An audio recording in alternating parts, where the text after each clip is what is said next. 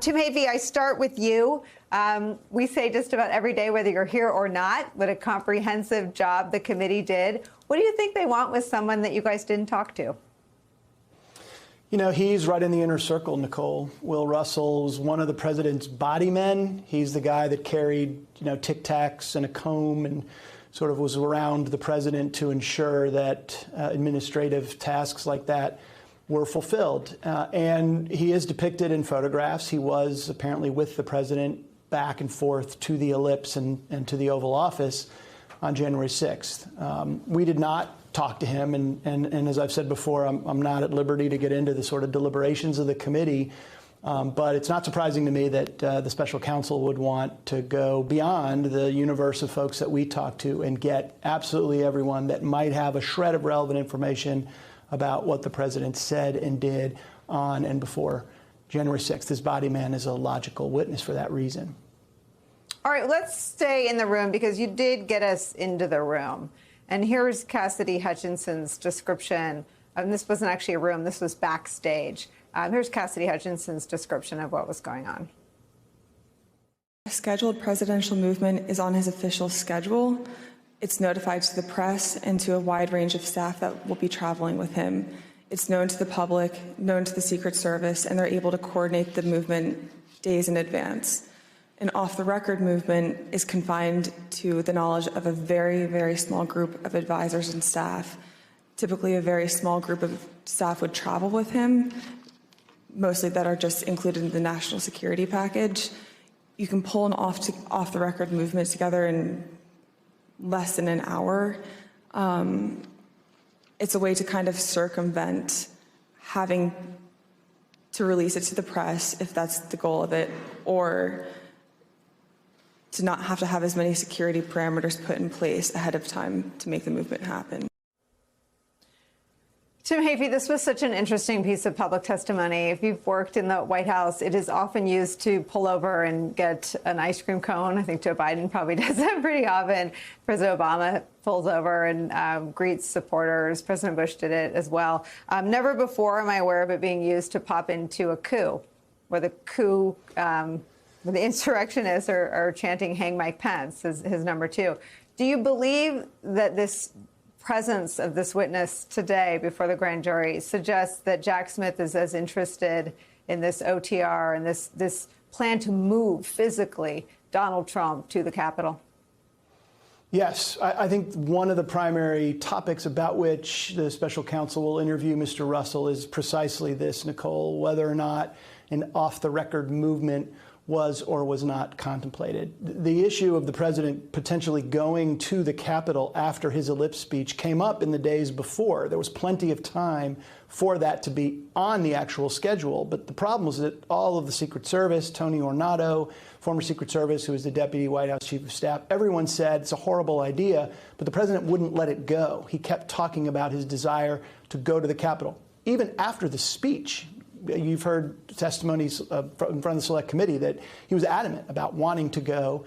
And if that was successful, if he essentially overcame the objections of the men and women charged with protecting him, it would have resulted in an off-the-record movement. And we developed evidence from the Secret Service that they actually plotted a potential route for him to go to the Capitol. They were talking about where to position snipers or security along the route. So unquestionably, the OTR, the discussion of the OTR would be one thing.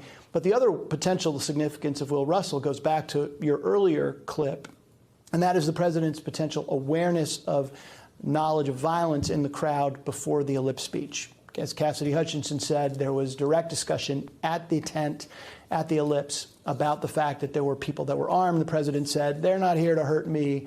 Let them in," wave them through the magnetometers, essentially proposing that we didn't need to screen people. If Will Russell's present for that, that would be important. So I think it's sort of statements that Russell may have heard about president's knowledge about weapons in the crowd and his possible OTR to the Capitol. You know, Andrew Weissman, it is interesting what is happening now. And what Jack Smith is doing now is he's talking to this witness. Now, White House body men are famous inside the White House, but they're relatively unknown, but they're everywhere.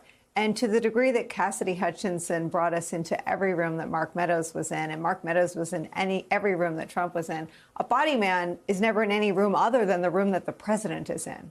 What does it say to you that this is who Jack Smith is talking to today?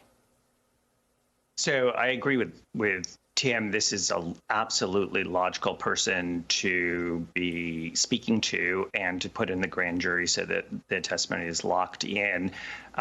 Because you have a photo of his being there on January 6th, it's of course logical that he is going to, as Tim pointed out, talk about what happened on January 6th, the violence that he may have understood was going to be a concern about what the plans were with respect to the Capitol. But, Nicole, to your point, because he is so close to the former president in the same way that Cassidy Hutchinson was with respect to Meadows, the full gamut is going to be discussed. In other words, what he knew, if anything, about the pressuring of Mike Pence, about the state elector scheme, about DOJ pressure. Now, there's no reason to keep it just focused on what happened on January 6th.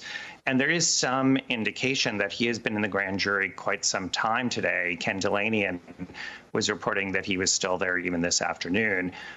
So that makes sense to me that this would be a relatively long session to make sure that you really squeeze everything out of the witness that he possibly knows. I should also note he is represented by the same lawyer who represents Walt Nauta, and that same lawyer represents many other people. This is the so-called House counsel problem, where witnesses have the same lawyer. There's nothing legally wrong with that, so long as the lawyer is ethically doing his or her job and only representing that client. But the problem with House counsel is sometimes they don't do that, that they are really representing the principal and the person who is paying them, which in this case would be one and the same, which is essentially Donald Trump or PACs related to him.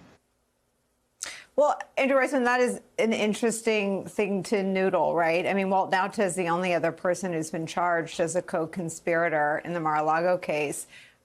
Is it your sense from watching Jack Smith's final moves that he will definitely charge a conspiracy to obstruct an official proceeding and the other charges?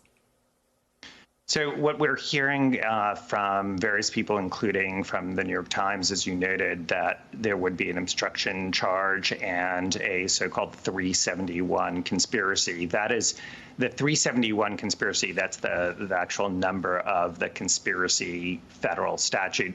That can cover quite a range of crimes. I find it hard to imagine that there wouldn't be a conspiracy charge here of some sort. The real issue is, what does it encompass? Does it go all the way back to actually the time prior to the election when, Nicole, as you've noted repeatedly, there was a plan B, which is if I lose, this is what I plan on doing, starting from that time frame all the way up to January 6th. And that could all be charged both as obstruction, but also as a conspiracy. You know, that's where my money is. I think that if Jack Smith is going to bring a charge like this, which I think he is definitely going to do, that he is going to charge everything. He will have taken the lesson from the work that Tim and his extraordinary colleagues did on the January 6th committee, and clearly is fleshing that out with the advantages of the grand jury process. But I think he's going to charge big because I think it will encompass what it is that he believes that Donald Trump did. And he's going to want to make sure that the indictment reflects that overarching conspiracy.